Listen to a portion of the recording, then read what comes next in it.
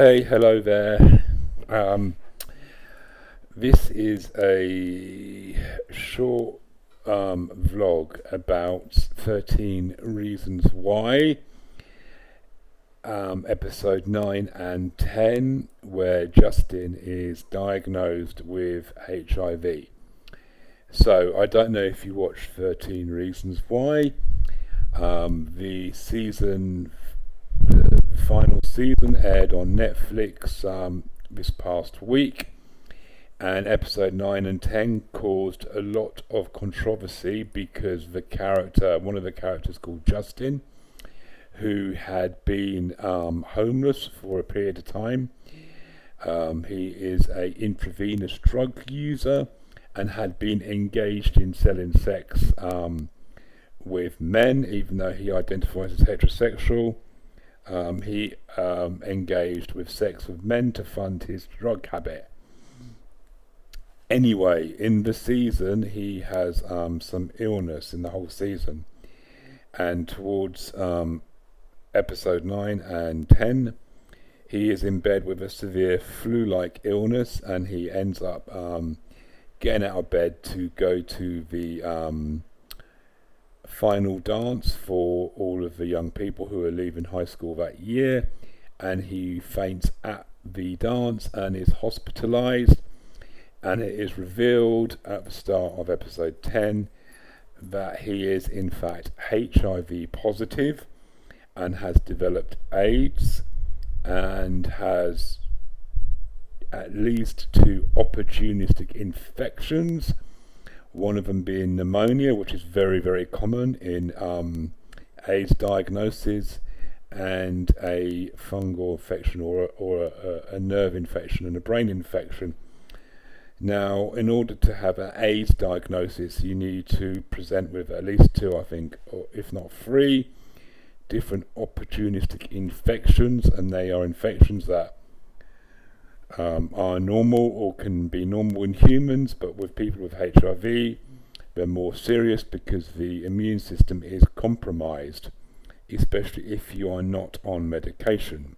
Okay, so the controversy is that Justin ends up dying, and a lot of pearl clutchers and people were saying this was HIV phobic and it was eliciting fear in people, and that it wasn't realistic, and that they should have done a story about him being okay and getting meds and surviving and all of that, which is all relevant and pertinent. However, here are some real facts. Okay, so in order to check my facts, I googled HIV in America. Now you have to remember, for those of us who live in Europe, that America does not have a universal healthcare system. So your ability to obtain medical treatment is down to your insurance and how much money you have. So if you're living on the streets and you're a drug user, you don't really have access to medical insurance, do you? And it's only when Justin goes to live with his friend's parents and is later adopted by them that he has access to medical care. So in 2018 there were 37,000 new HIV diagnoses in America, and a majority of those were amongst young people, and young people were more likely also to be late diagnosed. And this means you are diagnosed when you've had the virus for a considerable amount of time, and the longer you have the virus and the longer it's untreated, the more damage it does to your body.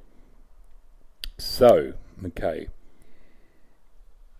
in 2018 there were 17,000 AIDS diagnoses. Now there's 1.1 million people living in America, and of those who have HIV, of those 17,000 in 2018 went on to develop an AIDS diagnosis, and in 2017 there were 16,350 deaths, HIV related deaths in America.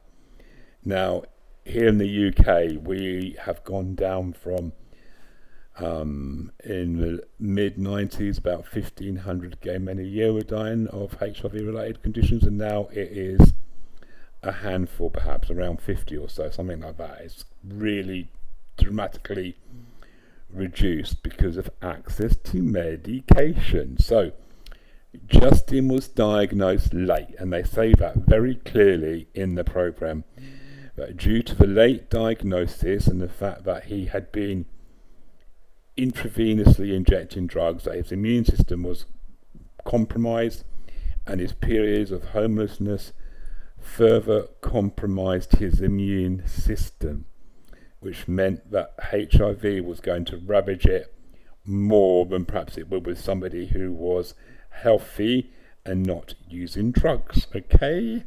Anyway, and because it was late diagnosed and he had presented with pneumonia, which they say he'd had for quite some time, and the other two infections, his prognosis was really, really poor as a result, and he died. And people really need to be conscious of this.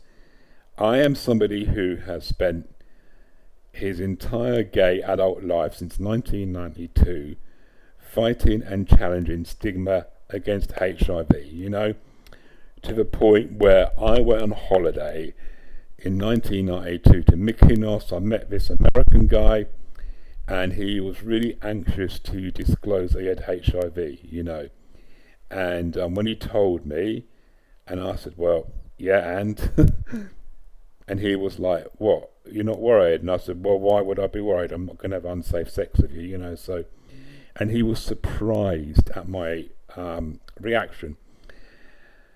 So, and even here in the UK, even today, people are quite HIV phobic in the gay community, So I am not someone who would watch a TV program and dismiss a story about HIV if I didn't think it was inaccurate, or it was spreading lies, or if it was purporting a derogatory view of HIV or people living with HIV. I think the two episodes were done really, really well. None of his friends or his fellow college students actually made any horrible comments about him having HIV, any comments about the fact that he'd had sex with men and he'd been fucked for money by guys. No one, apart from one of the characters who's actually dead, who's a ghost and who's a bit of an arsehole anyway, he made a comment about it, but nothing bad. So the context was that it's really important to test for HIV, especially if you're in a high risk group. And it really stressed the importance of testing early and getting treatment, and how if you don't test early and you are tested late and you do have HIV and you've had HIV for a considerable amount of time, that it has very serious implications on your health, which is the truth.